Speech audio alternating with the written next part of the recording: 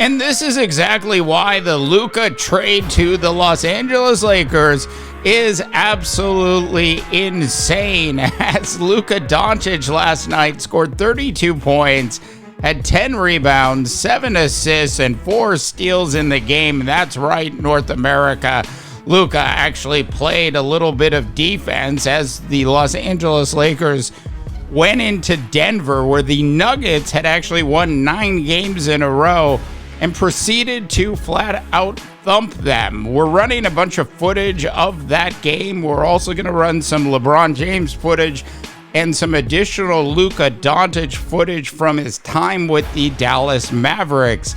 On today's NBA Rundown, we're going to talk about why this trade was truly, simply put, absolutely insane, and we're going to explore whether or not the Los Angeles Lakers roster, as it stands today, actually has enough to get this Los Angeles Laker team all the way to the Western Conference Finals this year, which I know is an absolutely insane statement. What would be even more insane than that is to ask you this question. Do you think they could actually go to the NBA Finals this year with the roster as it is right now?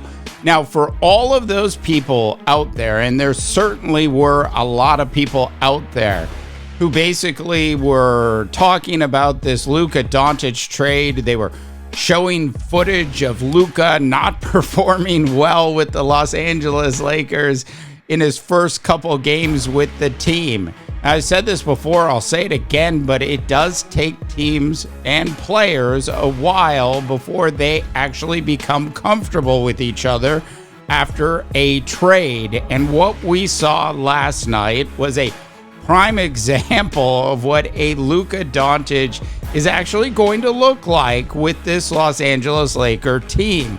After the game, JJ Redick came out and basically said to the media that this is Luka Doncic's team. He said Luka is the primary offensive weapon on this Los Angeles Laker team. Now, I'm paraphrasing a bit, but essentially that's what JJ Redick said, which means the third best player in the world is now paired with, if you will, a 40-year-old LeBron James, who is arguably the fifth best player in the world. I dare you, give me your list of the top 5 players in the world and tell me that the way LeBron James is currently playing means he doesn't belong in your top 5. Now, Luka last night, as I mentioned, scored 32 points. By the way, that was a subpar performance by Luka last night if you were to compare his stats to what he did with the Dallas Mavericks last year when he played in 70 games. Luka basically averaged just under 34 points a game last year with the Dallas Mavericks. And you have to give, to some extent, Nico Harrison an A+ for his trading deadline prowess last season. This season, Nico Harris gets a F-. But last season, if you forgot, Nico went ahead and traded for PJ Washington, which was a great trade, and traded for Daniel Gafford, which was also a great trade. And we saw what that did for Luka and the Dallas Mavericks last season. It enabled them to actually play in a couple different ways against different teams. They could play small ball, or they could actually play big ball, and that allowed the Dallas Mavericks to find their way all the way to the NBA Finals. In fact, Luka was 3 games away from winning his first chip.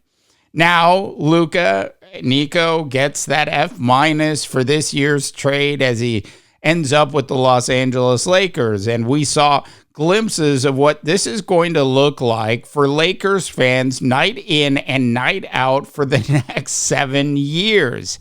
Look, the rest of the NBA is, if you will, absolutely on notice now. And it is, as I mentioned, does take players some time to actually get comfortable. Just the mental toll.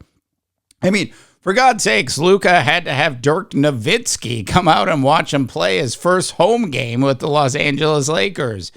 Look, you can't underestimate the mental toll it takes on a player to actually shift from one city to another, especially when the player is as great as Luka Doncic is and still has to find a way while he's flying from Dallas to Los Angeles to quietly, cleanly remove the knife from his back, because clearly the Dallas Mavericks absolutely backstabbed Luka. They made the trade, that's one thing. It's a whole other thing to actually come out and start telling people why you made the trade, which of course is always going to paint a negative picture. So watching Luka last night, if you're a Laker fan or if you're not a Laker fan, you had to sort of feel for the guy as he put up some really great, solid numbers, which again are subpar to what he's actually capable of doing, and he still scored 32 points last night in the game. And if you watch the game, you could tell that this is officially Luka's team. Now, as JJ Redick pointed out, this is Luka's team going forward. He is the primary offensive weapon. And as great as LeBron James has been throughout his career, as we all know, it is going to be very interesting as we go down the stretch during the rest of this season to watch how the team develops. Now they don't have PJ Washington. They don't have Daniel Gafford. They have Jackson Hayes. They've got Dorian Finney-Smith. They traded for Alex Lim. Look, they got Rory. They do have some nice big bodies. They got Vanderbilt.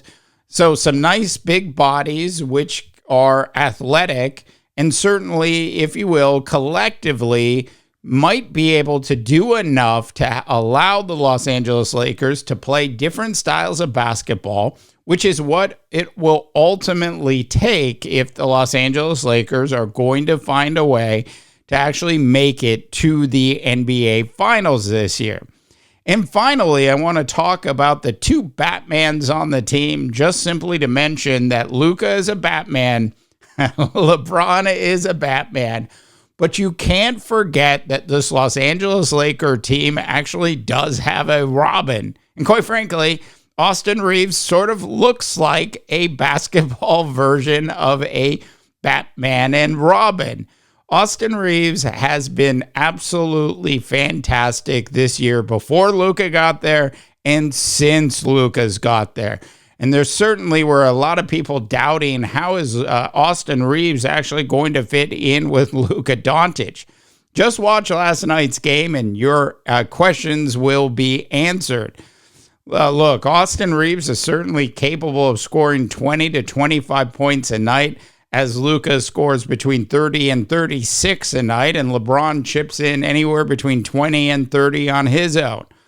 This Los Angeles Laker big three, so to speak, is dangerous. Dangerous because you have two Batmans and one Robin. All right.